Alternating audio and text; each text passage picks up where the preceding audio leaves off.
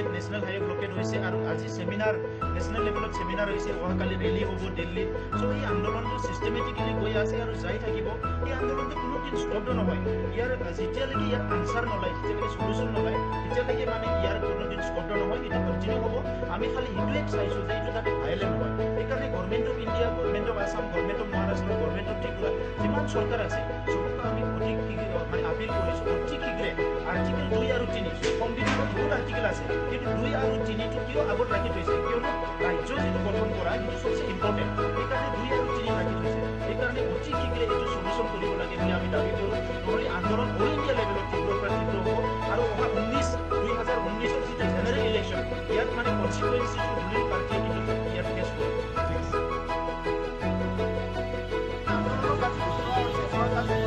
আৰু ইয়াৰ পিছত আন্দোলন আৰু তীব্ৰৰ পৰা তীব্ৰতৰ হ'ব 2019ত যি NDA 2019লৈকে যদি এইটো সমাধান কৰাৰ কাৰণে কোনো পদক্ষেপ নলয় তেতিয়া 2019ত NDA BJP এটা ক্ষিপনি পাব আমাৰ কথা স্পষ্ট যে আমি দীৰ্ঘদিনত ধৰি সংগ্ৰাম কৰি আছোঁ নিজৰ অধিকাৰৰ কাৰণে নিজৰ ভাষা সংস্কৃতি জীয়াই ৰখাৰ কাৰণে অস্তিত্ব জীয়াই ৰখাৰ কাৰণে গতিকে আজি সময় আহিছে ভাৰতৰ সংবিধানৰ আৰ্টিকেল 2 আৰু 3 আৰ্টিকেল 2 আৰু 3 স্পষ্ট লিখা আছে যেতিয়া ইচ্ছা কৰে ভাৰত চৰকাৰে ৰাজ্য গঠন কৰিব কিন্তু ইয়াত মোদী চৰকাৰে কমপ্লিটলি ইগনোৰ কৰিছে একেলেছে আলোচনা কৰিব বিচাৰিছে আলোচনাৰ কাৰণে সময় দিয়া নাই ৰাজনাথ সিঙৰ লগত আলোচনা কৰিব সময় বিচাৰিছে সময় দিয়া নাই আজি কমপ্লিটলি ইগনোৰ কৰা আজি এটিটিউডৰ কাৰণে আজি সকলো জঙ্গী আন্দোলনত ওলাই আহিছে আৰু অনাগত দিনত যদি একো সমস্যা সমাধান কাৰণে পদক্ষেপ নলয় তেনেহ'লে এই আন্দোলন কণ্টিনিউ হ'ব দেখা পাইছোঁ ৰাজ্য বিচৰা বিদৰ্ভৰ পৰা তেওঁলোকে বিচাৰি আছে बात है आज तक गवर्नमेंट ने लेकिन आपको के साथ भेजा नहीं है तो आपने देखा है पहले बात किया था उसके बाद लेकिन नहीं हुई उसके ऊपर क्या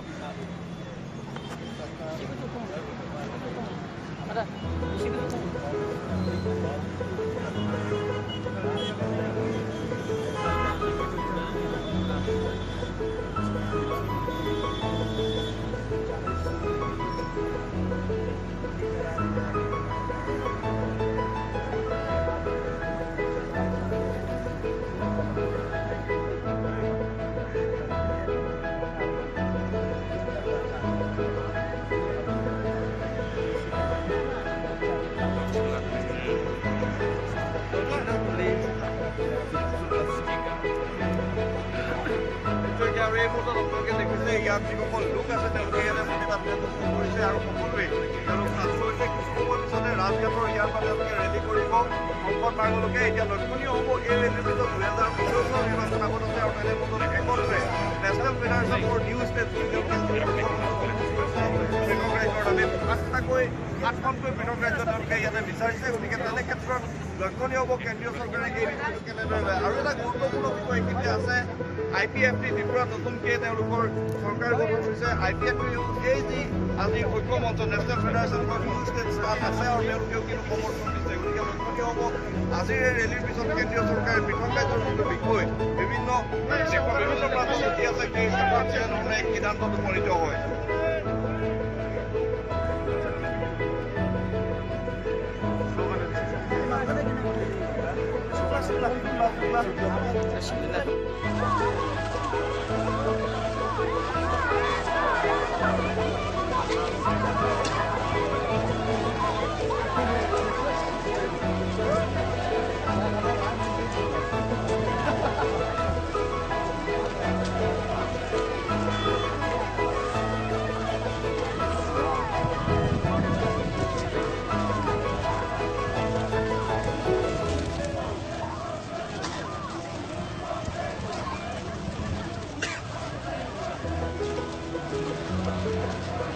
Thank you.